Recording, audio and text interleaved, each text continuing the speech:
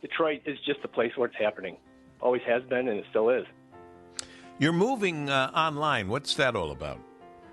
Well, a lot of it, it's two things. It's kind of the right thing to do. The technology's there. The online community is there. But honestly, a lot of what we're doing this fall and into the winter is driven by the pandemic. So our May concert earlier this year, we had to cancel. And then we've been kind of studying the situation throughout the year to see when we could open up again. In August, we made the decision that we would do no in-person concerts in 2020. So we're launching an initiative called ProMusica Live, where we're going to do an online session with a local composer or artist, feature some Q&A, feature some performance, and we think it'll add a new dimension and probably attract audiences we haven't had before, but certainly allow us to deliver on our mission, even though we can't get together in person. Well, that's going to be something to look forward to. ProMusica Detroit live series debuting.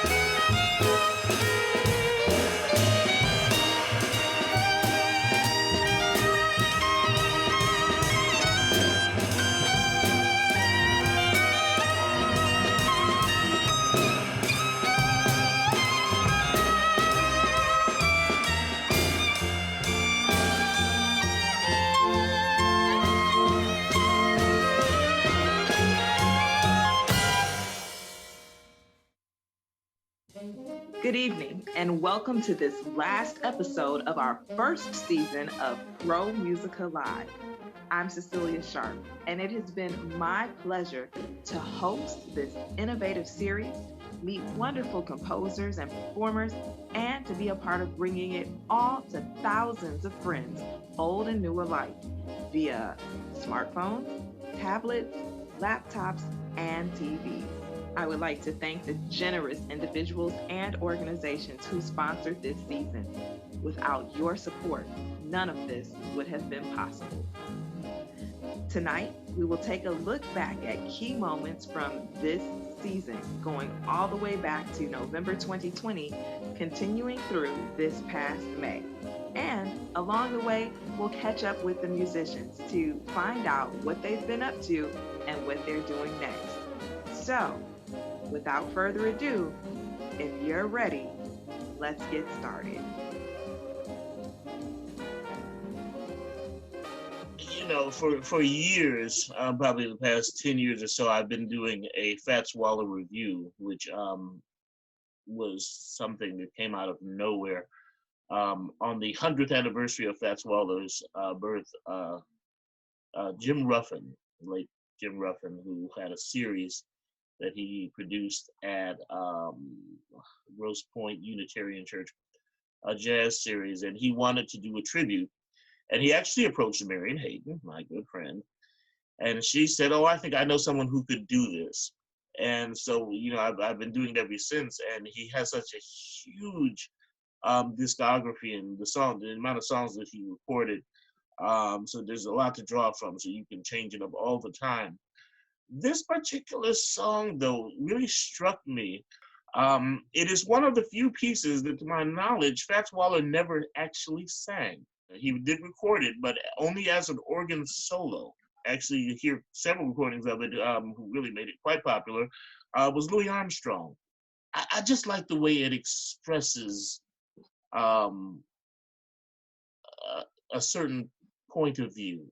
There's a certain spirit about it that I just think really resonates And when generally, I don't do it all the time. I don't even do it that often. And when I do the Fats Waller show, but every now and then I pull it out, and it just kind of stops the room because it just makes you think about a lot of things socially, systematically, however you want to view it.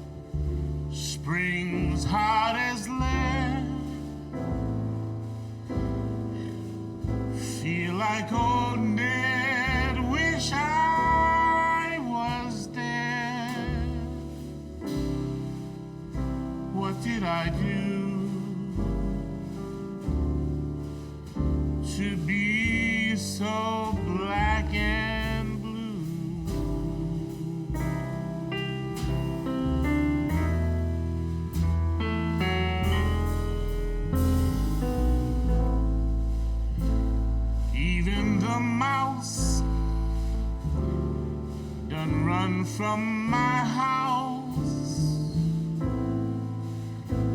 they laugh at you and scorn you too. What did I do to be so black and blue?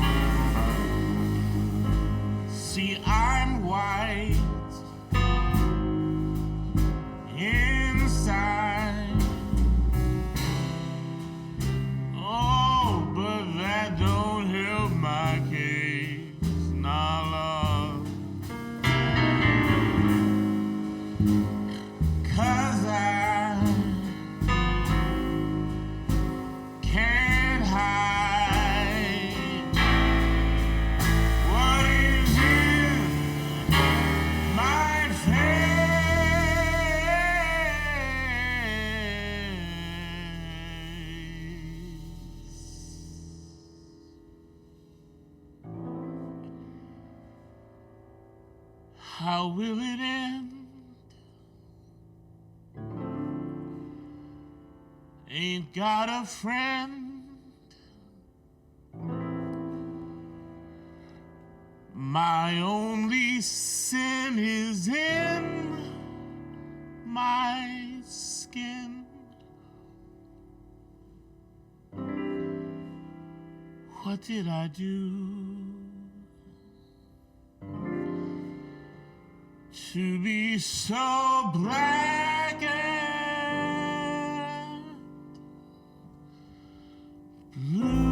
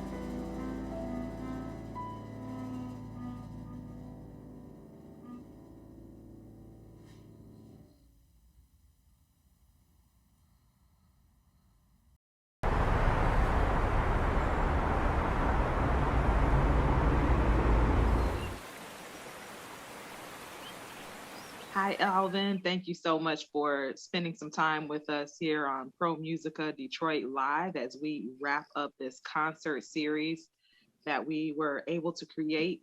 I'd like to say thank you, of course, for kicking this off and getting us started as the first artist to share your music with our ProMusica Detroit Live audience. Welcome back. Thank you. Pleasure to be here. So what's been going on since the last time that we talked? Any big news?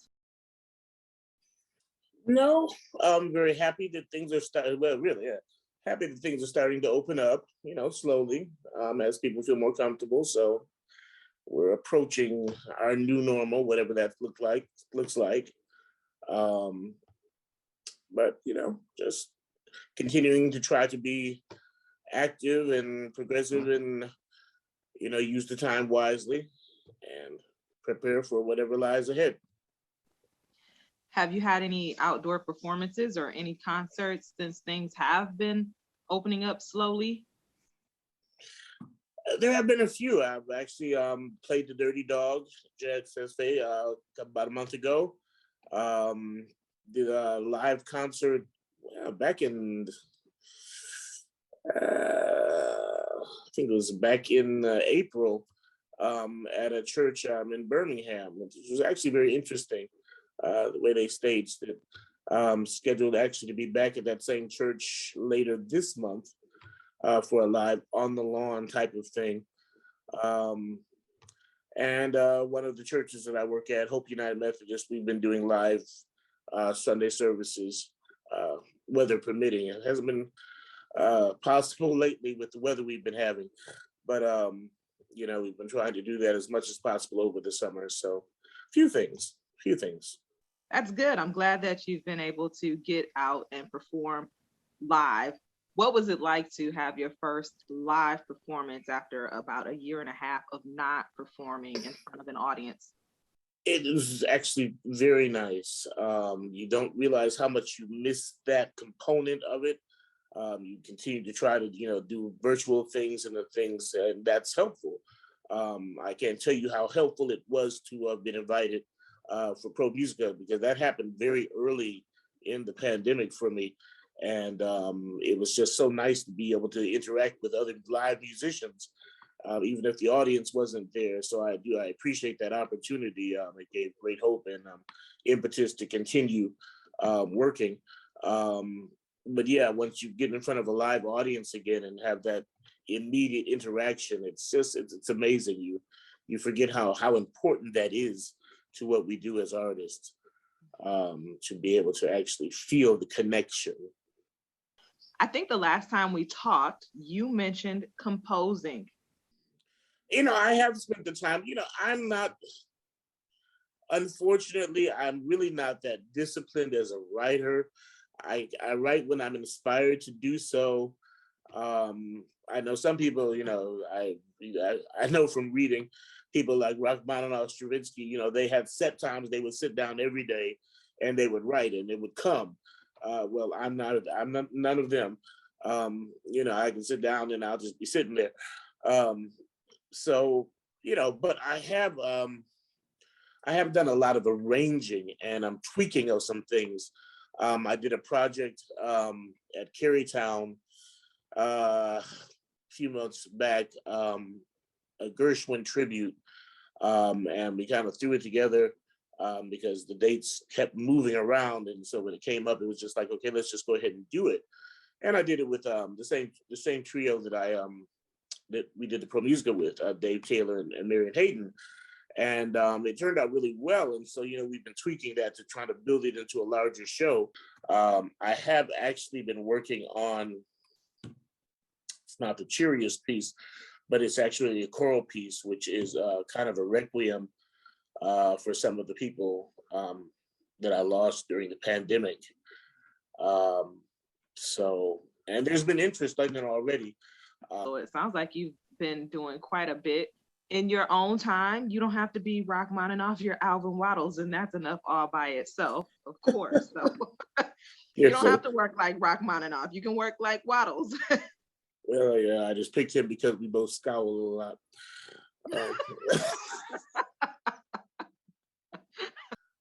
Because they're not planning on doing Too Hot to Handle this year here in Detroit.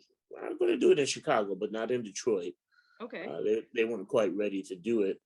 But a number of us who are involved in it, including, of course, my partner in crime, Marion Haydn, are looking to probably mount something in December to kind of fill that void. And many of the artists who are involved in it, Dave Taylor and Roderick Dixon and Elfrida Bergen and Kieran Richardson, the soloist, have all expressed interest in coming into town to put on some kind of Christmas something or a seasonal something with kind of the stars of Too Hot to Handle. So we're putting that together, trying to find what kind of interest there is in a suitable venue.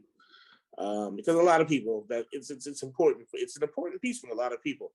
I run into people all the time. They're like, "Oh my goodness, I love that. It's like the highlight of my whole season." So we want to make sure that they have something. It's 2 years is a long time not to have any too hot in your life. And I can't overemphasize, how much I appreciate the invitation. I've always been a big fan of ProMusica. I've gone to many concerts, many artists that I follow and that I kind of had my eye on. You all also had your eye on, like Benjamin Grosvenor, a tremendous young pianist, and you were one of the first people to bring him into the area. And that's just what ProMusica does. So, when they called and asked me to be a part of it, of their series, I was tremendously honored. And like I said, it came at a very important time. Because to be quite honest, like many of my colleagues, I was really struggling at the beginning of the pandemic when everything just went away and everything just shut down so quickly, and there was no end in sight. And it's so important to have organizations like ProMusica to continue to engage and support artistry and local artists in particular. So again, just thank you so much, for the opportunity. I'm honored to have been a part of this series. And we're definitely honored to have had you, especially as the first artist to start off this series. It was uncharted territory for us at ProMusica, but we knew the people needed the opportunity to hear music and also being able to provide that platform for artists to get together and share that music in a safe way. It was a dark time for everyone, and to be able to shed some light in the lives of our ProMusica audience and beyond, because it's had such a tremendous reach. We're just grateful to you for being able to do that. And you've touched so many lives through that one concert, through that one performance, even not just the people that saw the show live, but the people that continue to watch it. So thank you for being a beacon of light in such a dark time. My pleasure.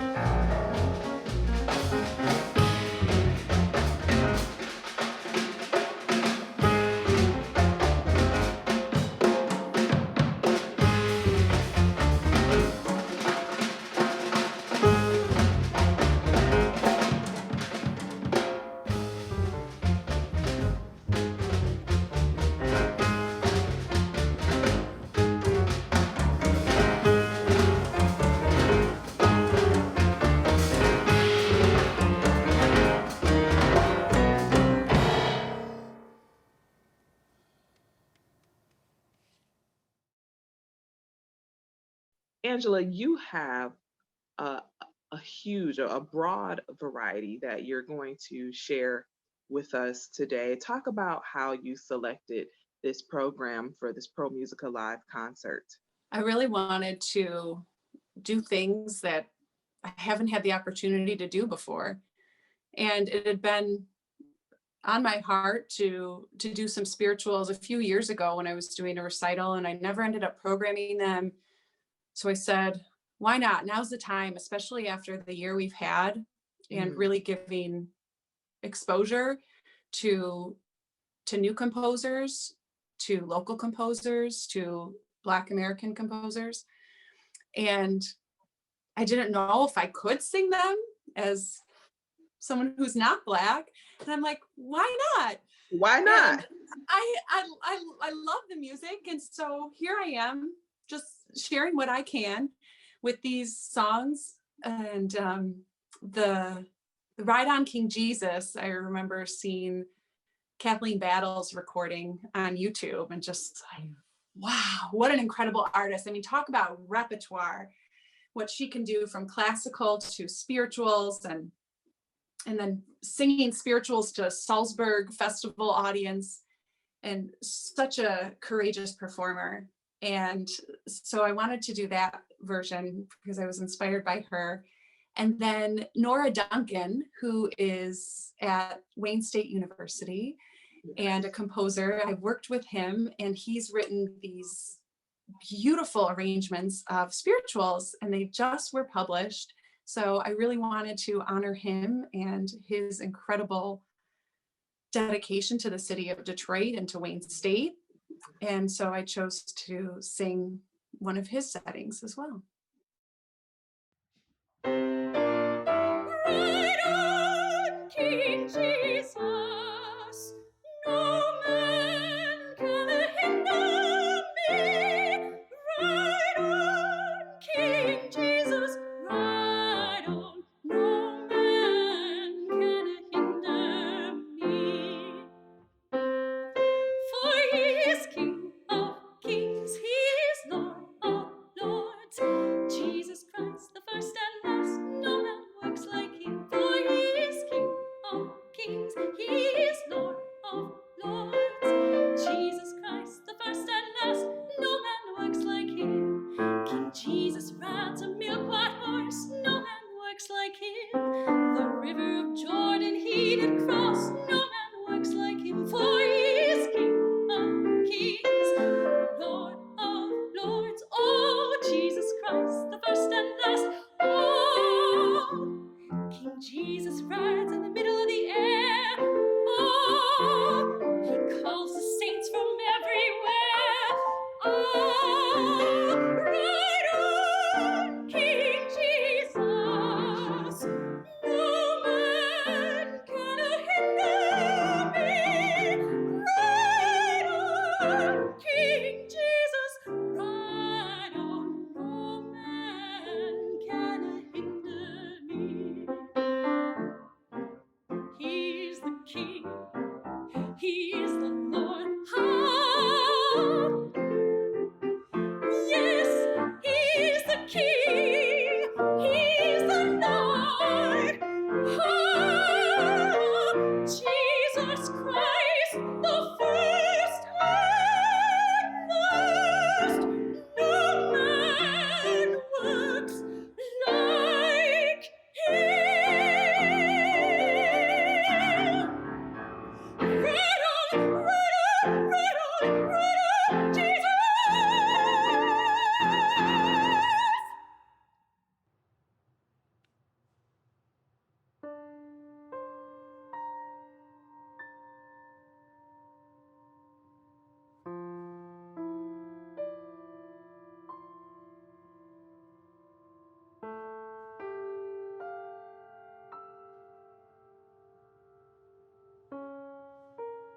I want Jesus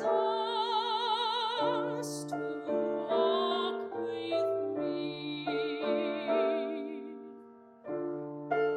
I want Jesus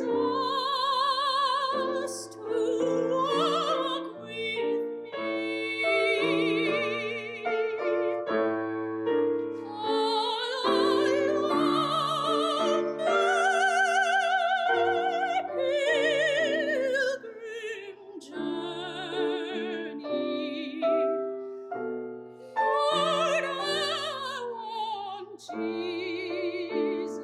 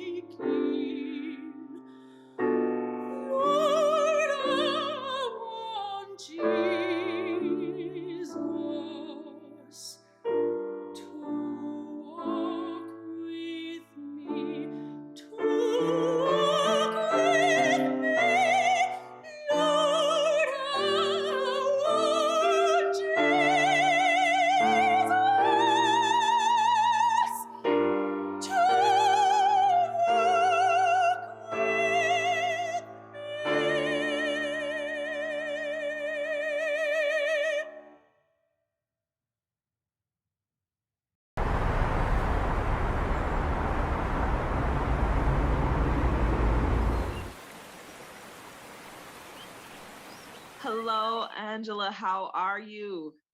I'm doing well. How are you, Cecelia? I'm doing really good. What's been going on since the last time we talked? Well, mostly wedding planning. I got engaged.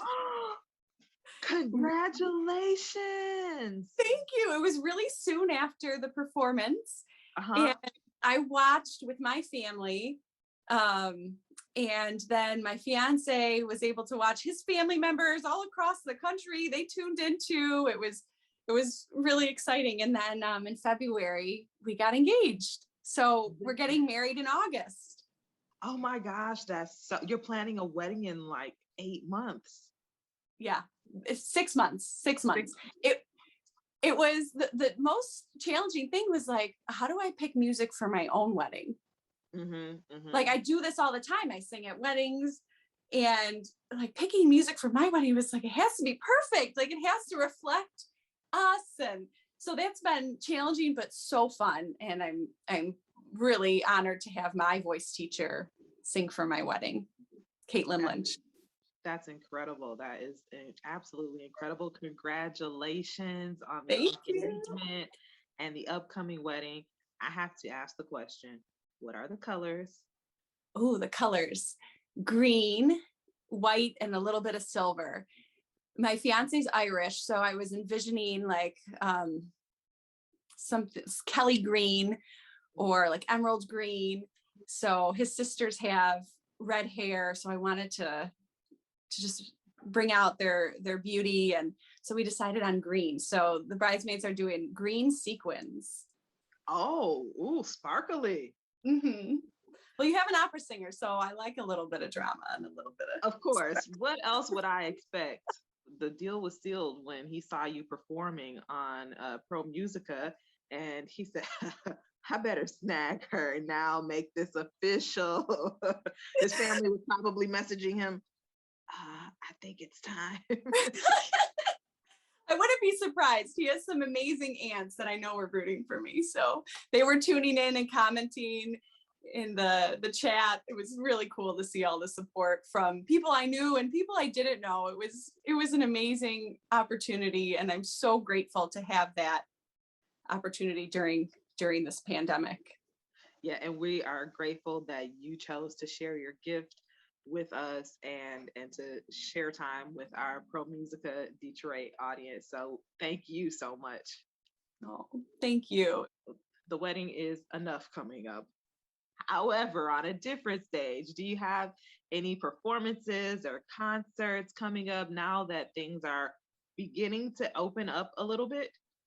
I'm singing at the Italian American Festival, and I'll be teaching an extra class this fall at Oakland University. And then what else? Oh, I sang at Henry Ford Hospital with Michigan Opera Theater. That was, Cecelia, that was the highlight, because that was the first live performance I did, like in person, since like a year and a half ago. And we did it in the cancer hospital that they have, and it was through David DiChiara's music therapy program that he started, and I got to see his daughter there, Lisa, and reconnect with Michigan Opera Theater patrons and new friends. And it was amazing to be able to perform live, and the performance was live streamed to the cancer patients' rooms. It was and then there were some people in the atrium where we were singing too, and it was amazing. And I feel like selfishly, like I got more out of the performance. Like, yeah, of course it was great to sing, and I hadn't performed live for such a long time, but getting to hear my colleagues sing and play. Elliot played the violin from Michigan Opera Theater, and I had two singer colleagues, and getting to hear live music as an audience member was also amazing. So I can't wait to get back to more of the swing of things and more performance. What about that cross-country skiing that you talked about? Oh, it was so challenging, but so fun. My fiance took me up north, and it was so exhilarating and so beautiful to be out there. I fell so many times, but you just get back up, and I got a great workout in, and it was good to embrace the winter sports. Angela, I just want to thank you for stopping by and sharing some time with us as we get to catch up. It was wonderful to catch up with you as always and spend time talking with you. I always feel like I knew you for a long time every time we talk. So thank you. And I definitely enjoyed our conversation. Thank you, Cecelia. I feel the same way. Thank you so much. And thanks to ProMusica too. Absolutely. And you're welcome back anytime. Thank you. Happy summer. Happy summer. Congratulations on the wedding. Thank you.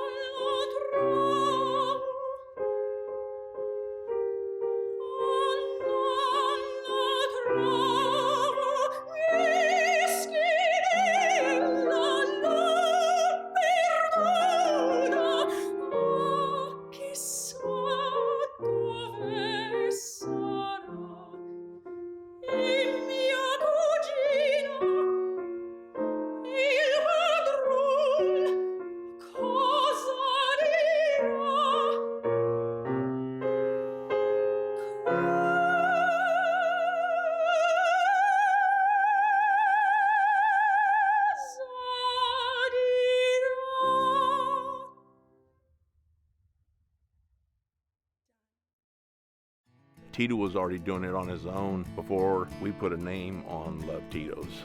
He used to give it away, which of course included charitable events. Tito allows each of the employees to choose what charity in their local community they want to give back to.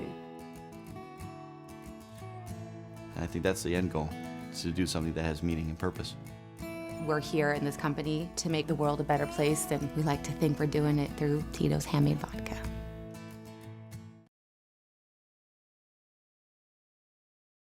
We're going to hear from Sonia Lee's trio, Lumino. Sonia, can you tell us a little bit about this trio, Lumino? Lisa and I had played for New Music Detroit, the music of Joel Peterson, and also for ProMusica before the pandemic hit.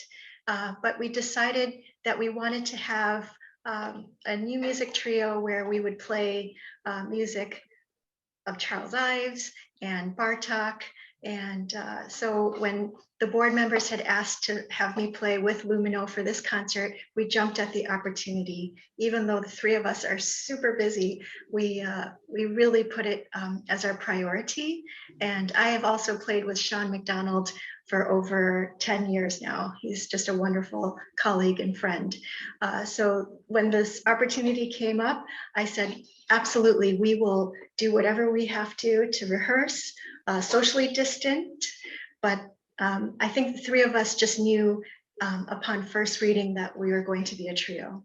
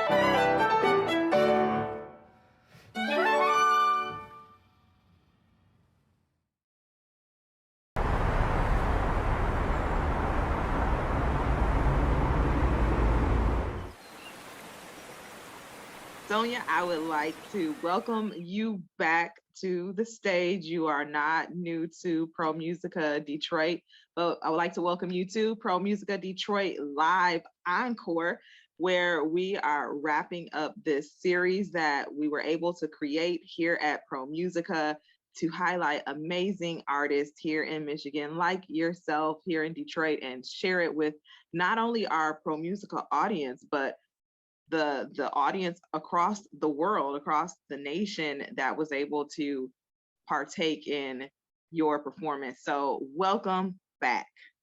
Thank you so much. It's truly a privilege and honor to have this encore presentation and interview. What's been going on since the last time that we talked? Well, it's such a privilege to be able to teach in person. So many students now have had an opportunity to have their COVID vaccines. And also it's just a pleasure to see ProMusica be proactive in being able to bring world-class interviews such as with you and WRCJ, but also ProMusica. It's truly been a busy time, but a wonderful time of reflection. And yet the magnitude of artistry with all the artists that are interviewed has really been a wonderful inspiration to me, both as an artist, but also as a musician here in Detroit. So Sonia, have you been performing live since things have began to open up a little bit? Yes, there was a wonderful opportunity to perform with colleagues, members of the DSO who have played with the Grosse Pointe Symphony Orchestra. We played in a quartet performance just to let our audiences know that at the Grosse Pointe Symphony Orchestra, we are still invested in bringing chamber music and wonderful concerts to the community of Metro Detroit. And also at the Grosse Pointe War Memorial, there was a Mozart oboe quartet that we all volunteered to perform with members of the Grosse Pointe Symphony Orchestra, and also in different venues through my church community and also in recitals. That is incredible. Where can we find out more about these performances? So you can go to their website, the Grosse Pointe Symphony Orchestra, and actually the quartet that we played, comprised of members of the Detroit Symphony Orchestra, was filmed right here in my music studio. So that was really nice just to see everybody again. But more and more now, I will be performing in upcoming recital series with my colleagues, with Lumino and others. So please stay tuned. So what was it like to have your first live performance in front of an audience? I think it was a life force. For so many months, we were really careful. And I think a lot of us were still enthusiastic, but it was really a life force. It just really allowed us to have an indomitable spirit to connect us all with music and great art. As you know, when you performed with for ProMusica Detroit Live earlier this year, it was still a dark time for us. And you touched so many lives through your music and just sharing in the conversation. How does that impact the way you move forward, knowing the way that you touch so many lives, or how does that make you feel?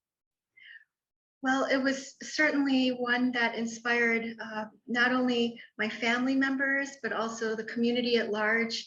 Seeing other artists on the roster for ProMusica was just so exhilarating. It just made for a wonderful community, even though we were online, and spreading such inimitable joy to others. It just reaffirmed how important music has been, especially here in Metro Detroit with ProMusica, to be able to present concerts at a high level with colleagues, but also to share in our own personal journeys of what we were able to do during the pandemic. Present concerts at a high level, and also just bring us together during this time to present concerts in a very resilient but yet artistic way. Is there anything from the pandemic that you were able to do that you think you will take forward with you in the future as an artist, composer, and musician? Yes, I've really been blessed to be able to see colleagues more now through Zoom and be able to teach students who are still finishing up their degrees in higher learning universities. So just being able to keep in touch and be able to reach out to students on Zoom, that's one thing that we really had to be a little bit more sophisticated with, is being able to communicate through Zoom. So that was one thing, but certainly it's much better to now see each other in person at different venues. And of course, we're looking forward to performing in person for all your audiences for WRCJ and also for ProMusica Detroit. Well, we definitely look forward to having you live in person as we slowly open up, and you are definitely more than welcome to perform for us anytime. We would love to have you. Thank you so much, Cecelia. It's such an honor. Is there anything that you would like to say or add? Yes, for all of the audience members who were afraid to go to hear live concerts, I will say that at first I was skeptical, but it's just so refreshing to be back and to hear live music and to share in that ability to hear the joy that all the wonderful world-class artists that you hear on WRCJ are now performing live. So I encourage families to go back to hear concerts and share in the inimitable joy of music making that Detroit musicians have to offer. Thank you so much for those words of encouragement for people to get out and enjoy live music if they're ready, and do it safely and just experience that energy and joy that only you feel when you listen to music live, and to support artists and venues across the state. Thank you so much for this encore interview for ProMusica. It's a life force, this interview. Thank you so much for leading us towards the next chapter. Thank you so much for being a part of it, and we look forward to your upcoming performances. Thank you so much, Cecelia. See you next time. See you next time. Thank you, everyone.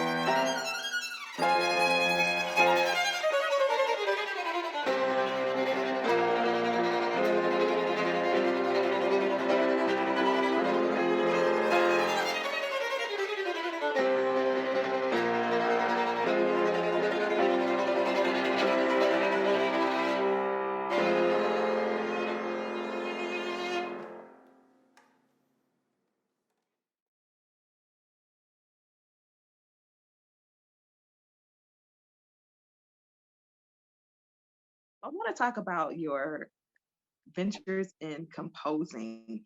You didn't necessarily just start off composing. I know you're a bassist. Talk about that journey into composition. Okay. It's pretty interesting and pretty accidental, actually. No, I just wanted to be a composer. I mean, when given the choice to conduct, I said, I think I'll just keep playing the bass. So, end up in DSO, where I really wanted to be a good ambassador for the orchestra, out in the community and do something different, because the educational constitution, okay, that's fine. We preach to kids and stuff like that. But what about family audiences? I think, students learn best when they get permission with their family, with their parents along with the way. So how can we get them all together and bring symphonic music to them rather than expecting people to come to Orchestra Hall and pay the tickets and dress up and sit all quietly and stuff like that.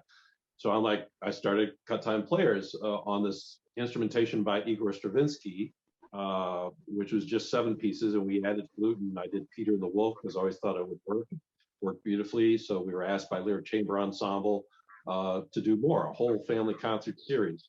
Unbeknownst to me, I was learning kind of how to compose by taking apart these symphonic works and reducing them down to 8 instruments. I was learning, kind of how things are put together, how harmonies are filled out, how the different voices, work smoothly. That's what led to Cut Time Symphonica, began as a string sextet.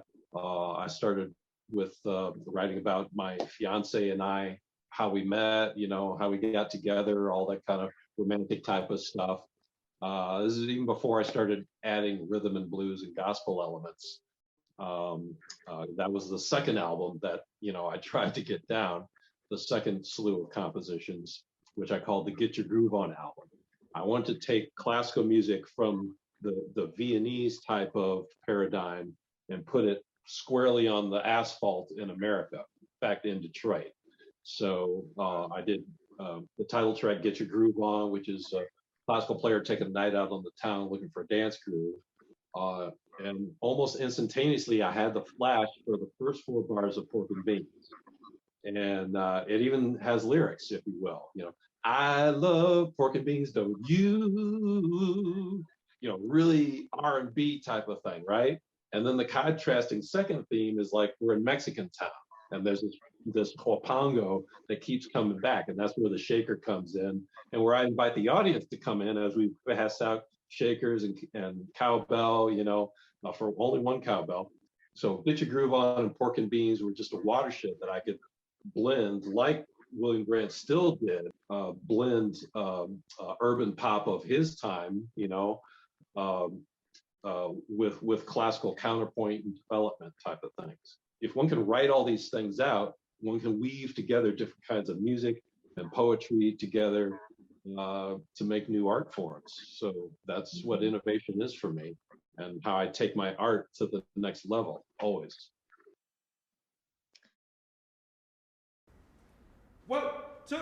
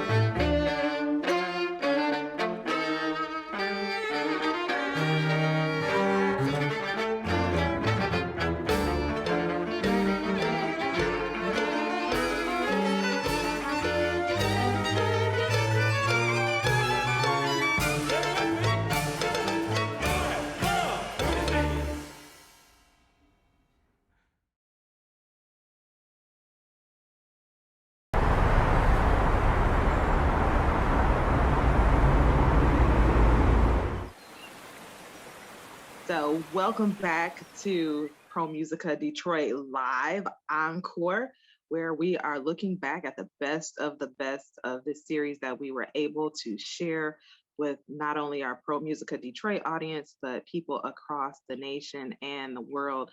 Want to thank you so much for sharing your time with us earlier this year, and I'm looking forward to catching up with you, Rick. Yeah, me, you too. I think, now that I'm vaxxed, I've got the confidence to go anywhere, see anybody, do anything. Well, almost anything. Okay, go anywhere, see anybody, and do anything. He is vaccinated and ready to roll. Double vax, baby. Yeah. Double vax. All right, so what's been going on since the last time we talked? Any big news or new ventures or projects? Well, quite a bit of things, actually. I was asked by the Orpheus Chamber Orchestra in New York to arrange Haydn's 7 Last Words of Christ on the Cross, kind of for a string orchestra with a couple of woodwinds to give it that orchestral feel. And that premiered a couple of weeks ago and was just fantastic. And it got a lot of kudos for that. I also premiered with Cut Time Symphonica, a piece that I had written for my beloved patron, Barbara Van Duzen, The Romance Indeed, and that went off really well, and we're talking about recording it right now. I subbed into Michigan Philharmonic and almost into the DSO 4th of July concert. Unfortunately, they had some flooding in the basement that prevented that concert from going on. And I had some large orders in for some of my mixed octets from orchestras who were trying to do more, smaller ensemble things, which saves their budget as well as any kind of social distancing. So, and getting on the bike, getting out, enjoying restaurants, while I'm vaxxed, and it's been great to see this reopening and see people again and friends and catch up. So yeah, let's catch up soon.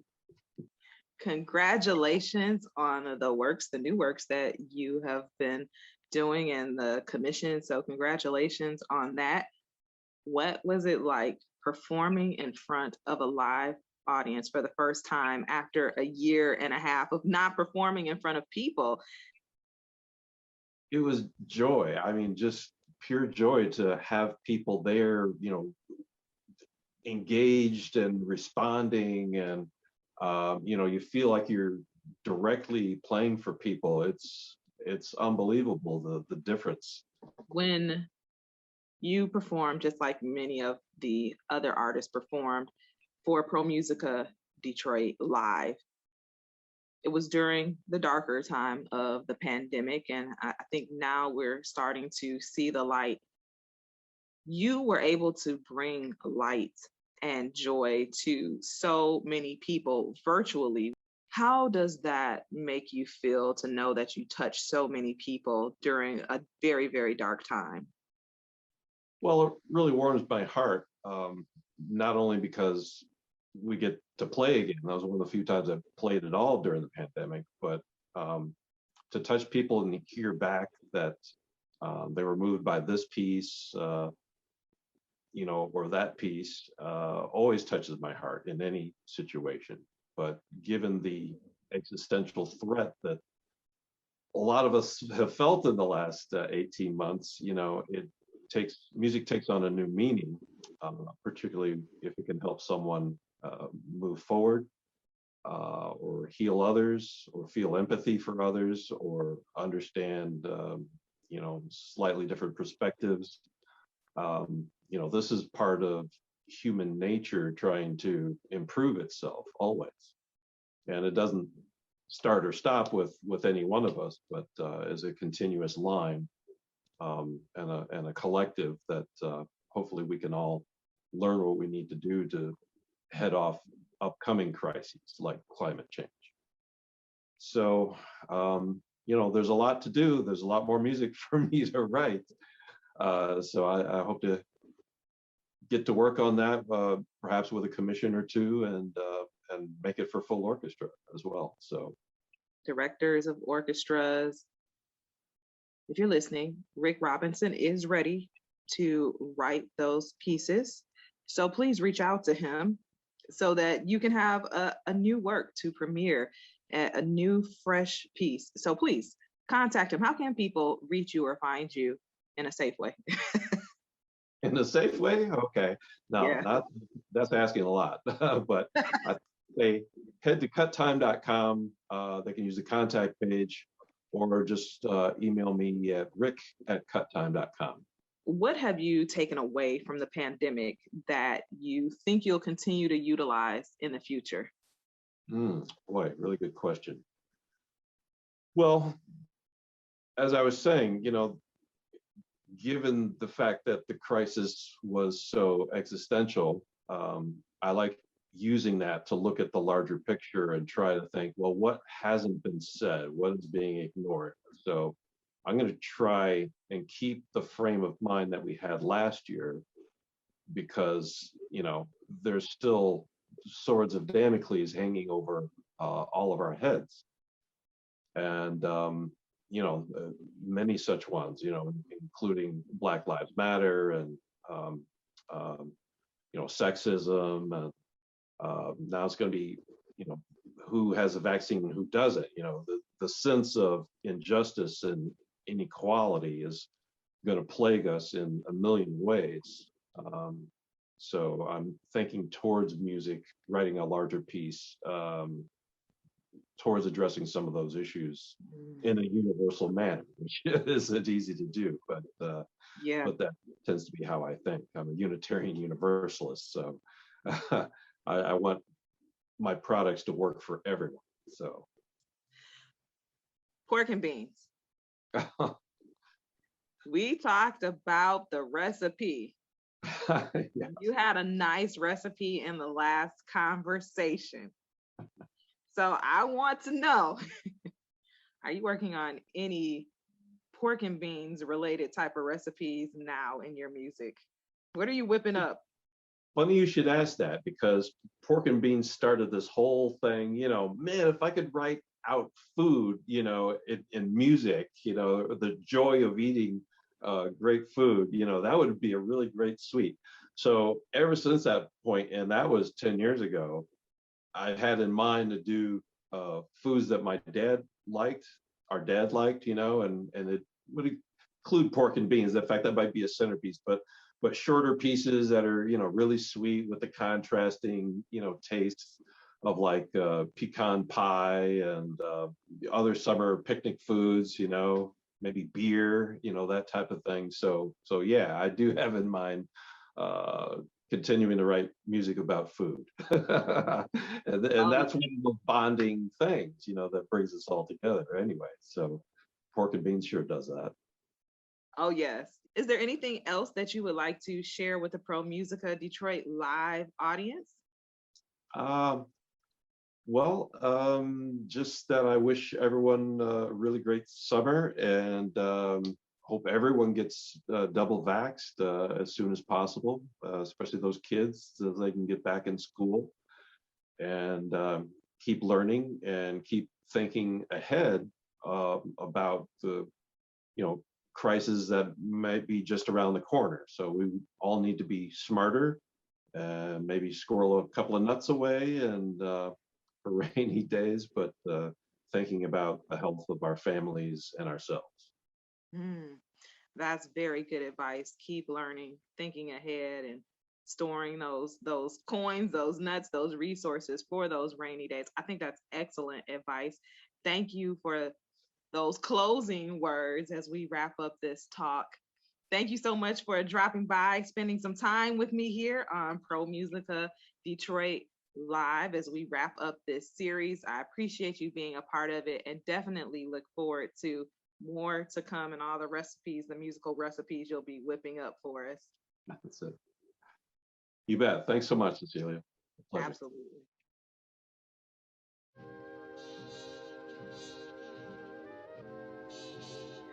Well, as they say in show business, that's a wrap for our first season of ProMusica Live Detroit.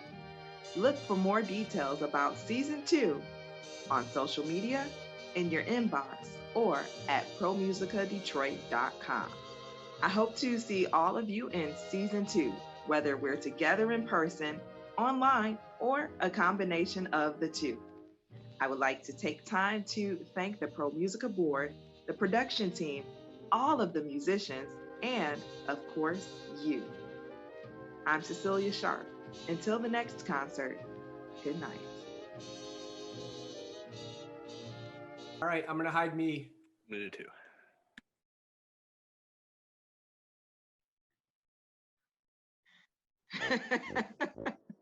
Well, I would recommend it, and I can always give you some of my favorite restaurants and stops. There's a cool farm, and yeah, I can hook you up with the list, Angie's list. We'll take it. Well, look, Angela's list. You have to add a little bit of, look, we have Angie's list and then Angela's list. I love how you say my name with such a grandeur. You know, you're an opera singer, so it has to be grand. Angela. Oh, nice. Right, so it's got all of the pictures, it's got the date, and you can see Encore. I think the last time we talked, you mentioned composing.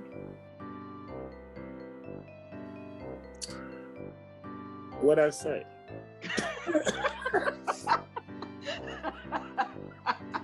Angela. We have received wonderful feedback, and we know that between we have received. My grandpa, he would always call me Angelina, even when I would run cross country. Angelina! Exactly, just like that. I was trying to moonwalk it back. Angelina Rigatoni. Oh. And we know that between the episode premieres and the subsequent on-demand viewing, we've reached old and new friends watching from. What is that sound? Is there anything else you would like to share with us or talk to us about? No, not really. It didn't occur to me till just now. So I was wondering if I could do a little. To begin something like that. I think you should. Yeah. It'd be great.